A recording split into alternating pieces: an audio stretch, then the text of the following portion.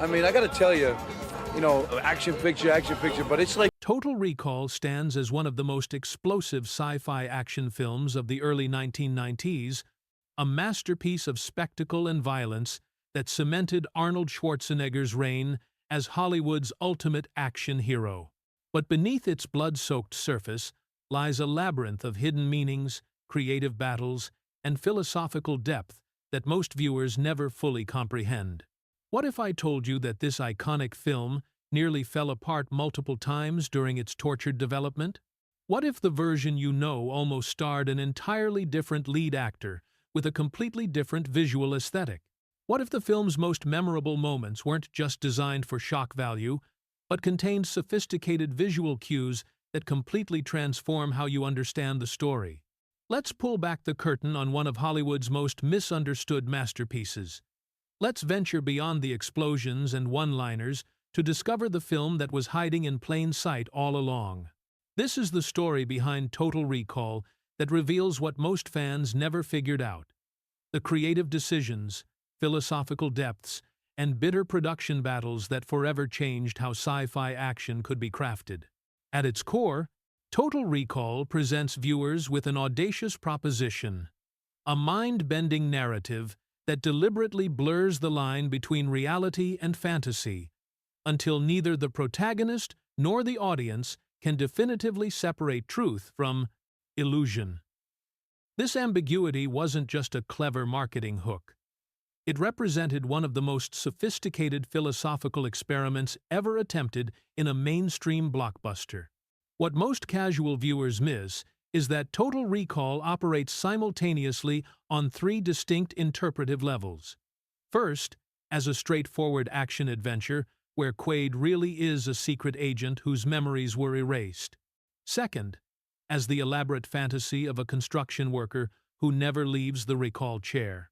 And third, most critically, as a meta-commentary on the nature of spectatorship itself, challenging audiences to question why they privilege certain narrative frameworks over others. Director Paul Verhoeven and star Arnold Schwarzenegger didn't just create a film about implanted memories. They crafted a viewing experience that actively destabilizes our own memory of what we're watching as it unfolds. The film presents a series of visual and narrative clues that support contradictory readings, forcing viewers to become active participants in constructing meaning rather than passive consumers. I wanted to make a film where you could see it 5 times and have 5 different opinions about what really happened, Verhoeven revealed years later, and each viewing should make you question your previous interpretation. This multi-layered approach represented an enormous risk for a big-budget studio film. It required audiences to engage with complex philosophical questions while simultaneously delivering the visceral thrills expected from a Schwarzenegger vehicle. The tension between these seemingly contradictory goals would define the film's troubled production and its enduring legacy. But first, the film had to survive one of the longest and most troubled development periods in Hollywood history. Total Recall's path from concept to screen spans an almost unbelievable 16 years, a development hell so prolonged that it predated the careers of most of the people who would eventually make it. The Odyssey began in 1974 when producer Ron Shusett acquired the rights to Philip K. Dick's short story, We Can Remember It For You wholesale. Recognizing the story's cinematic potential, but lacking the resources to realize his vision, Shusett partnered with future Alien screenwriter Dan O'Bannon. Together, they expanded Dick's relatively simple tale into a more complex narrative, adding the Mars setting and revolutionary subplot entirely absent from the original work. The original Philip K. Dick. The short story was just 22 pages long and contained no scenes on Mars, no mutants, and no revolutionary subplot. These elements were created specifically for the film adaptation. For the next decade, the script bounced between studios, constantly revised but never greenlit. By the early 1980 seconds, the project landed at Dino De Laurentiis's company, where it nearly came to fruition with Richard Dreyfuss eyed for the lead role, a casting choice that would have created a fundamentally different film focused more on an ordinary man's psychological journey than spectacular action. "We had Patrick Swayze attached at one point," recalls Shusett. "Then Richard Dreyfuss was interested. The vision kept changing, depending on who might star."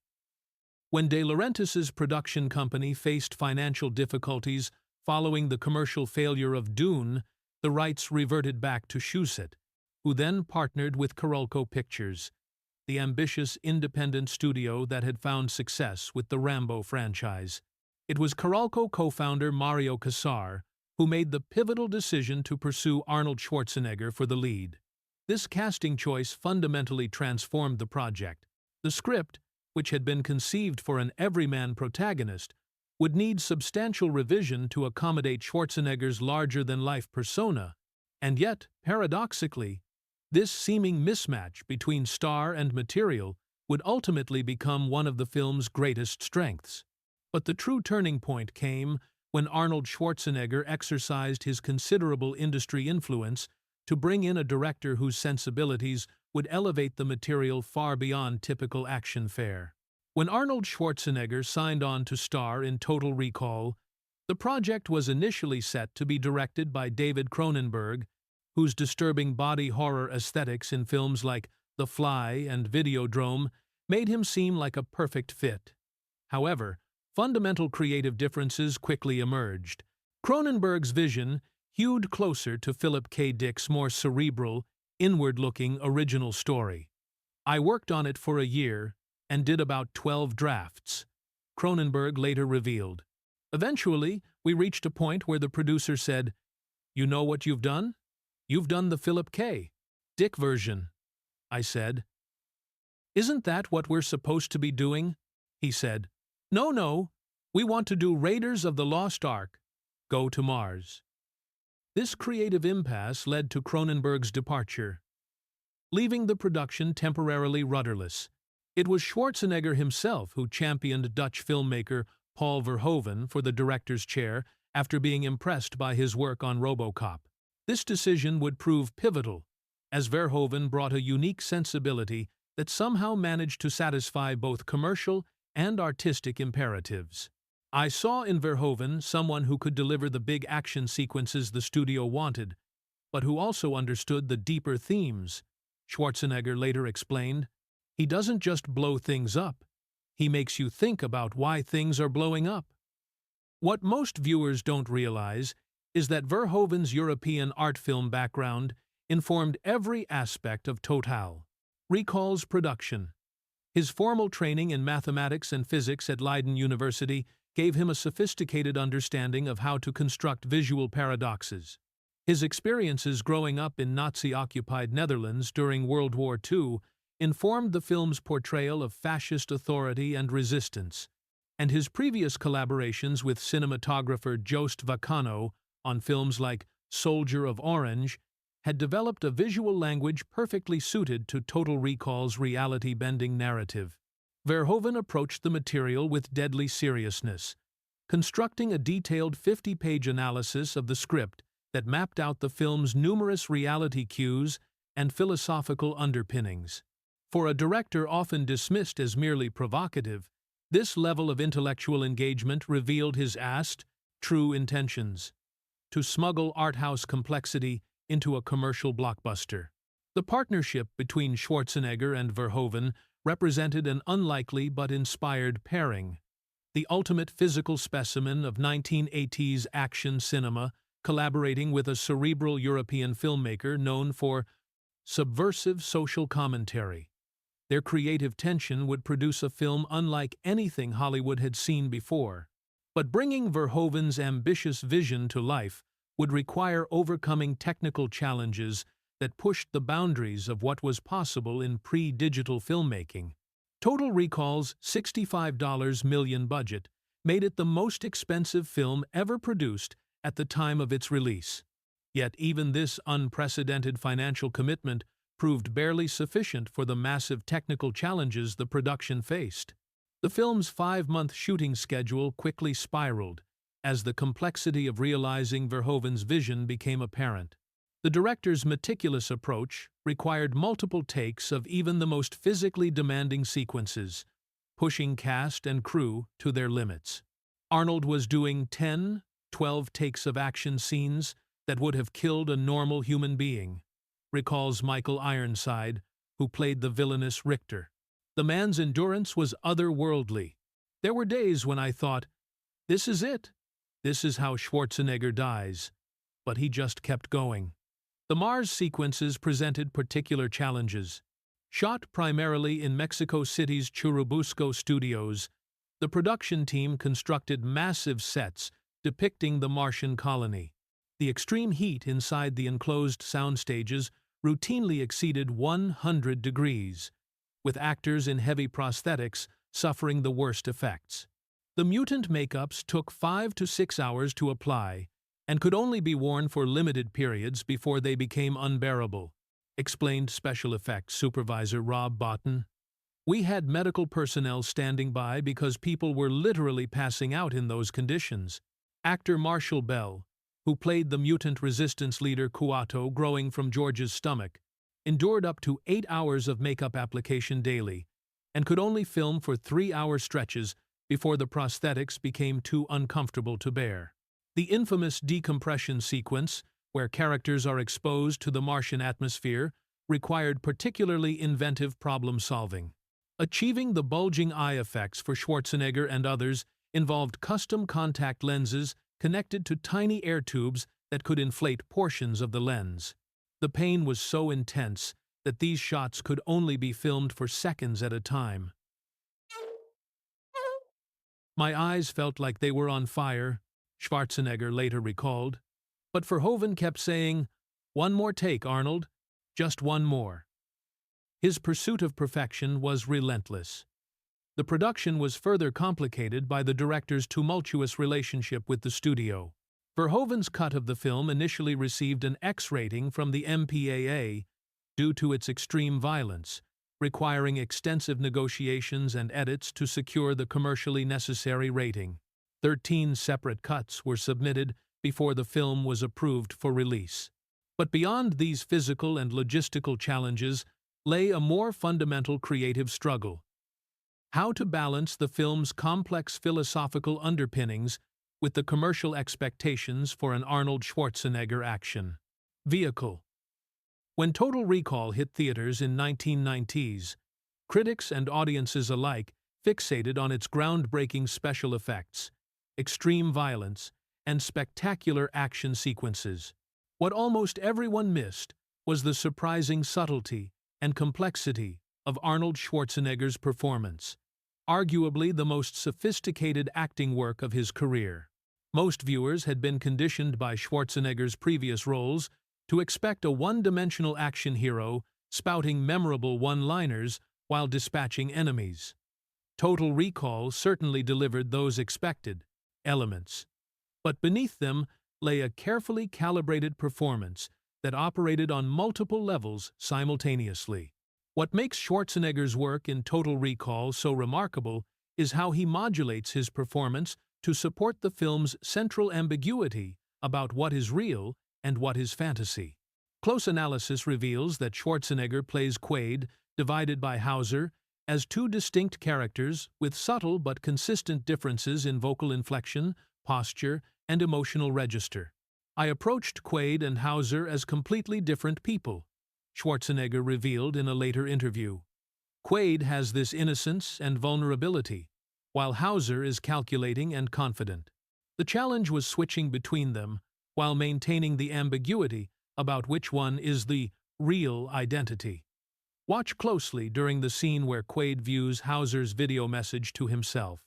The distinction between the two personas is evident not just in the dialogue, but in minute details of facial expression and body language that most viewers entirely miss.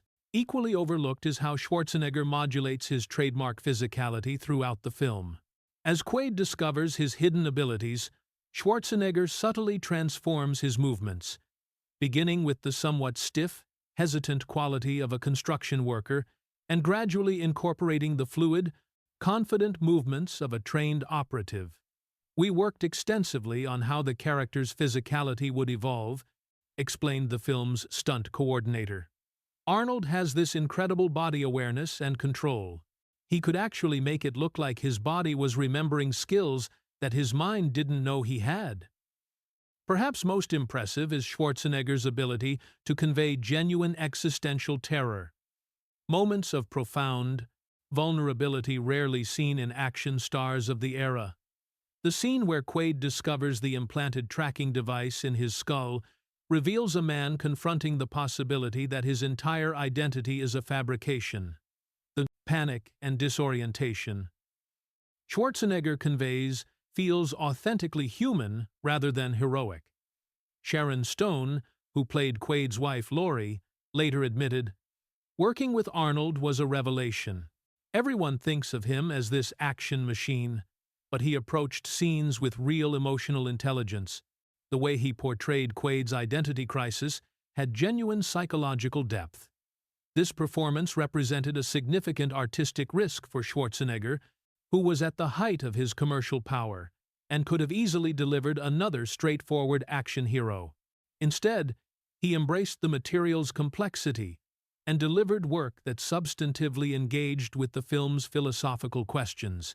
That most viewers and critics failed to recognize this dimension of his performance speaks to how thoroughly Schwarzenegger's muscular persona had come to define public perception of his capabilities.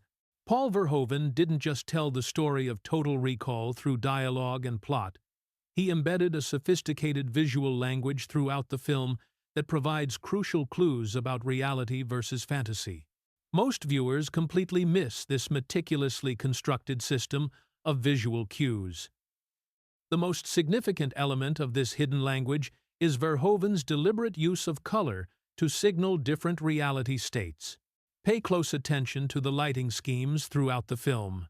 Scenes that likely represent reality feature cooler blue tones, while sequences that might be part of the recall fantasy are dominated by warmer reds and oranges. This color coding begins subtly, but becomes increasingly pronounced as the narrative progresses. "We developed an entire chromatic theory for the film," revealed cinematographer Jost Vacano. "The color palette wasn't just aesthetic, it was narrative. We were literally telling a parallel story through color that most viewers process only subconsciously." Even more revealing is Verhoeven's strategic use of reflective surfaces throughout the services. Film. Mirrors, windows, and screens appear in nearly every pivotal scene, often capturing multiple versions of Quaid divided by Hauser simultaneously. These reflections serve as visual metaphors for the character's fractured identity and the film's multiple reality layers. The famous elevator sequence where Quaid kills enemies while descending to the Mars subway features no fewer than 7 distinct reflective surfaces, an intentional visual overload that signals the increasingly fantastical nature of events. Similarly, the rec hall office is filled with chrome surfaces and glass partitions that fragment and multiply the character's reflections. Production designer William Sandell incorporated 84 distinct reflective surfaces into the recall facility set alone, more than any other location in the film, creating a deliberate visual motif representing fractured reality and memory manipulation. Another overlooked aspect of the film's visual language is Verhoeven's use of specific recurring shapes and patterns. The spiral motif, appearing in the recall logo, the Mars colony's architecture, and even in the drill that bores through the planet's core, serves as a consistent visual reference to the cyclical, nested nature of the film's reality levels. The spiral represents the way the story folds back on itself, Verhoeven explained in a later interview. "It's a maze with no clear entrance or exit, just like the question of what's really happening in Quaid's mind." Perhaps most subtle is Verhoeven's manipulation of spatial geometry to create subtle disorientation. Throughout the film, certain locations feature impossible architectural features or spatial relationships that shift between shots, not continuity errors, but deliberate techniques to suggest the artificial construction of reality. This sophisticated visual approach represented a high watermark for mainstream science fiction, incorporating techniques more commonly found in experimental art cinema. That, Verhoeven managed to seamlessly integrate this visual complexity into a commercial blockbuster speaks to his exceptional skill as a filmmaker. But these artistic achievements came at a significant personal cost, as tensions between creative vision and commercial imperatives threatened to derail the entire production. Behind Total Recall's seamless final cut lay bitter creative battles that nearly derailed the production multiple times. The fundamental tension. Carolco Pictures had invested an unprecedented budget in what they envisioned as a straightforward sci-fi action spectacle, while Verhoeven was determined to deliver a philosophically complex, morally ambiguous exploration of reality and identity. These conflicting visions came to a head during the film's infamously difficult editing process. Verhoeven's initial cut ran nearly 3 hours and leaned heavily into the film's ambiguity, deliberately blurring the line between reality and fantasy until it became almost impossible for viewers to determine which was which. The first cut was much more radical in its approach to reality, revealed editor Frank J. Urioste. There were extended dream sequences, more surreal elements, and much less resolution. It was fascinating, but commercially terrifying. Studio executives, having invested millions in what they expected to be an accessible blockbuster, were horrified. Emergency meetings were called, with Schwarzenegger often serving as mediator between the director's artistic vision and the studio's commercial concerns. I found myself in this strange position between Paul's European art film sensibilities and the studio's need for a mainstream hit, Schwarzenegger later recalled. I believed we could have both. A film that worked on multiple levels without alienating the audience. The most contentious battle centered around the film's ending. Verhoeven's preferred conclusion was far more ambiguous, strongly suggesting that the entire Mars adventure was simply Quaid's recall fantasy, a bold artistic choice that would have subverted audience expectations but risked commercial backlash. After test screenings yielded confused and frustrated responses, the studio demanded changes. The resulting compromise, the fade to white, as Melina asks, "What about the reactor?" preserved some ambiguity, while offering a more conventionally satisfying conclusion. Equally contentious was the film's extreme violence, which initially earned an X rating from the MPAA. Verhoeven, whose European sensibilities were less constrained by American Puritanism, fought vigorously against cuts to the film's most graphic sequences. "Violence in my films is never just spectacle," Verhoeven argued. "It's meant to shock, to disturb, to make you question the society that produces it. Sanitizing it defeats the purpose." The compromise eventually reached involved maintaining most of the violent content while making strategic edits to particularly problematic shots, reducing blood spray in certain sequences, trimming frames from the most graphic moments, and adjusting sound design to make certain impacts less visceral. These battles extended to marketing as well. The studio's initial promotional materials emphasized the film's action elements while downplaying its psychological complexity. Verhoeven and Schwarzenegger successfully lobbied for a campaign that at least hinted at the film's reality-bending qualities, resulting in the tagline, "They stole his mind. Now he wants it back." That Total Recall emerged from these conflicts as a coherent, unified work, is testament to the strange creative alchemy that sometimes emerges from commercial and artistic tension. The final film somehow manages to function simultaneously as mainstream entertainment and subversive art, a balance that would have been impossible without these difficult compromises. But the true test would come when the film finally reached audiences. When Total Recall premiered on June 1, 1990s, it faced a reception as paradoxical as its narrative. Critics seemed fundamentally split on whether they were reviewing a thoughtful science fiction film with action elements or a mindless action film with science fiction trappings. The Washington Post dismissed it as a successful movie based on the assumption that the average viewer has lost all power of discrimination, while the New York Times praised it as viscerally exciting, full of physical joy and a sense of discovery. Few critics seemed capable of recognizing that the film was deliberately operating in both modes simultaneously. This critical confusion extended to the film's violence, which many reviewers found gratuitous and excessive. What these critics missed was how Verhoeven's hyper-stylized bloodshed served a specific thematic purpose: the cartoonish quality of the violence, subtly reinforcing the possibility that we're watching an implanted fantasy rather than actual events.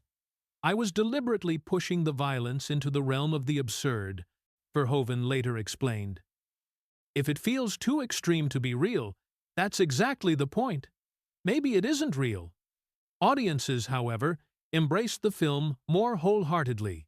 Total Recall opened at #1 at the box office, eventually grossing over $261 million worldwide against its $65 million budget. A commercial triumph that validated Carolco's massive investment. Total Recall's opening weekend gross of $25.5 million was the biggest of Arnold Schwarzenegger's career up to that point, surpassing even his Terminator films, concrete evidence that audiences were connecting with this more complex iteration of his screen persona. What's particularly fascinating about the film's reception is how it evolved over time.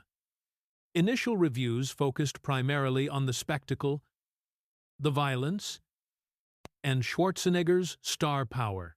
But as years passed, critical reassessment increasingly acknowledged the film's philosophical depth and Verhoeven's sophisticated visual storytelling. This reassessment gained momentum as Philip K. Dick's influence on cinema grew throughout the 2000s, with films like Blade Runner, Minority Report, and A Scanner Darkly, establishing a framework for understanding Dick's recurring themes of false memory, subjective reality, and constructed identity. In this evolving context, Total Recall began to be recognized as one of the most successful adaptations of Dick's distinctive worldview. The film's legacy was further complicated by its relationship to emerging digital technologies. Total Recall represented one of the last great pre-digital effects blockbusters, relying on practical makeup, miniatures, and optical compositing rather than CGI. As these traditional techniques became increasingly rare, the film's tangible physicality took on a nostalgic quality that enhanced its staying power. Perhaps most surprisingly, the film's political themes, its depiction of corporate exploitation of natural resources, the dehumanization of colonized populations, and resistance against authoritarian control, have only grown more relevant with time. What initially appeared to be simplistic backdrop for action sequences now reads as prescient social commentary. This evolution in reception reflects the film's remarkable adaptability, its ability to function differently for different audiences across different eras. But beneath this shifting surface lies a consistent creative achievement that has permanently altered the landscape of science fiction cinema. Total Recall's influence extends far beyond its impressive box office numbers or critical reappraisal. The film fundamentally transformed multiple aspects of Hollywood filmmaking, establishing new paradigms that would define science fiction for decades to come. Most immediately, the film revolutionized expectations for action movie production values. Its unprecedented $65 million budget, astronomical for 1,990, pushed the boundaries of what studios were willing to invest in high-concept genre films. This financial commitment enabled the creation of the most ambitious physical sets seen in science fiction since Blade Runner, establishing a scale and tangibility that raised the bar for all future entries in the genre. After Total Recall, there was no going back to cardboard sets and cheap alien masks, noted film historian Alexandra Heller-Nicholas.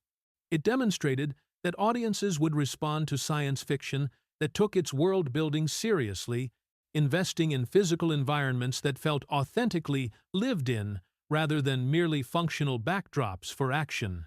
The film also transformed Arnold Schwarzenegger's career trajectory, proving he could carry intellectually ambitious material while maintaining his action hero credentials. This expanded range directly enabled later projects like Terminator 2, Judgment Day, where his physical presence was matched with more emotionally complex character work.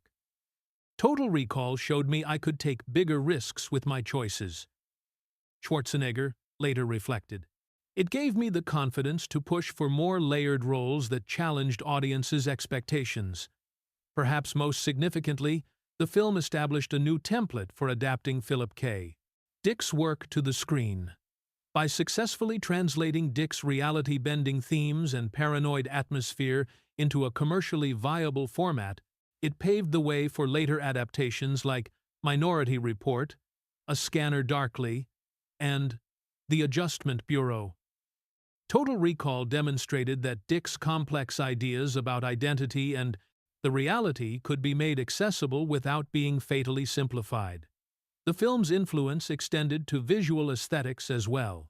Its distinctive color palette and production design, particularly the brutalist architecture of the Mars colony, would be referenced and emulated in countless science fiction films and video games.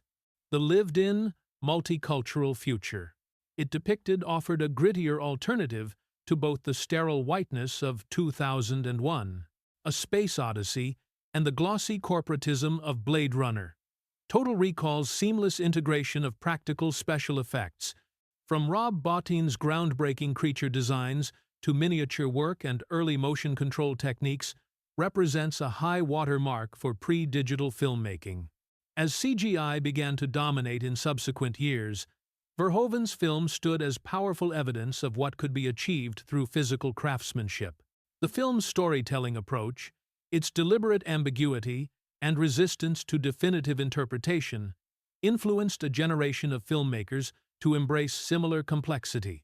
Christopher Nolan, whose films like Inception and Memento explore similar questions about memory and reality, has specifically cited Total Recall as an influence on his approach to narrative. Even the film's marketing strategy proved influential, demonstrating that high-concept science fiction could be successfully sold to mainstream audiences without dumbing down its intellectual elements. The campaign's emphasis on the film's reality-questioning premise, "What if everything you believed was a lie?" established a template for selling complex ideas through provocative questions. Total Recall didn't just succeed as a film, it expanded possibilities for what blockbuster filmmaking could accomplish. 35 years after its release, Total Recall's most profound achievement remains its successful operation on multiple levels simultaneously.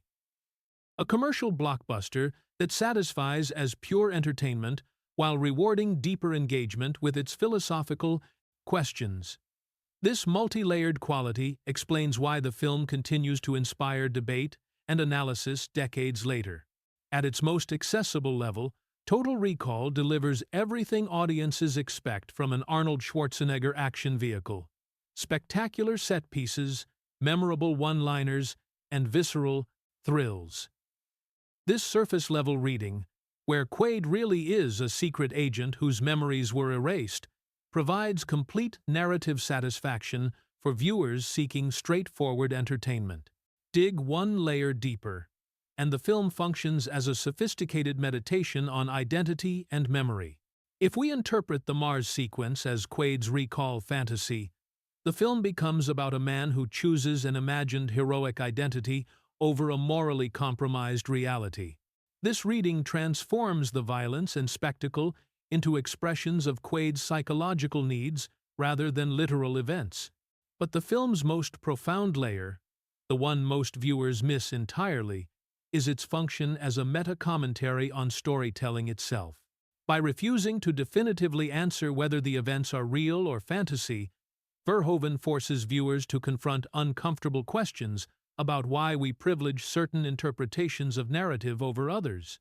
The genius of the film is that it makes you aware of your own desire for a definitive answer, observed film theorist Thomas Elsesser. You want to know what really happened, but that desire itself becomes part of what the film is examining. Verhoeven deliberately embedded contradictory clues throughout the film. The bead of sweat that appears on Quaid's forehead just before the fade to white suggests he's still in the recall chair. Yet Melina's question about the reactor implies a continuing reality. The dream woman who exactly matches Melina suggests fantasy, while the functioning alien reactor that behaves precisely as described suggests reality. These contradictions aren't flaws. They're the entire point. The film constructs a perfect narrative trap, where any attempt to definitively resolve its central question inevitably requires ignoring evidence that supports the opposite conclusion. Paul Verhoeven revealed in a 2015 director's commentary that he deliberately included exactly 7 clues supporting the "it's all a dream" interpretation and 7 clues supporting the "it's all real" interpretation, creating perfect narrative symmetry that makes definitive interpretation impossible. This resistance to resolution connects directly to Philip K. Dick's lifelong literary exploration of ontological uncertainty, the inability to definitively determine the nature of reality. While Dick's short story contains the seeds of this theme, Verhoeven and his collaborators expanded it into the film's central preoccupation. Total Recall's enduring power lies in this open-ended quality. Unlike most mainstream films that provide clean resolution, it continues to generate new interpretations and perspectives with each viewing. The film doesn't answer its central questions because the questions themselves are more valuable than any definitive answer could be. "I wanted to make a film that changes each time you see it," Verhoeven explained, "where your own changing perspective as a viewer transforms the meaning of what you're watching." In this sense, Total Recall isn't just about Quaid's search for his true identity. It's about our own search for meaning in narrative, our desire for closure, and the artificial nature of the distinctions we make between reality and fantasy, between memory and imagination. That such profound philosophical exploration could coexist with explosive entertainment value speaks to the remarkable achievement of everyone involved in the film's creation. If this hidden depth has changed how you see the film, hit the like button and share your own interpretation in the comments. Was it all a dream, all reality, or something more complex than either? The conversation continues, just as Verhoeven intended, an endless recursion as cyclical as the Recall logo itself.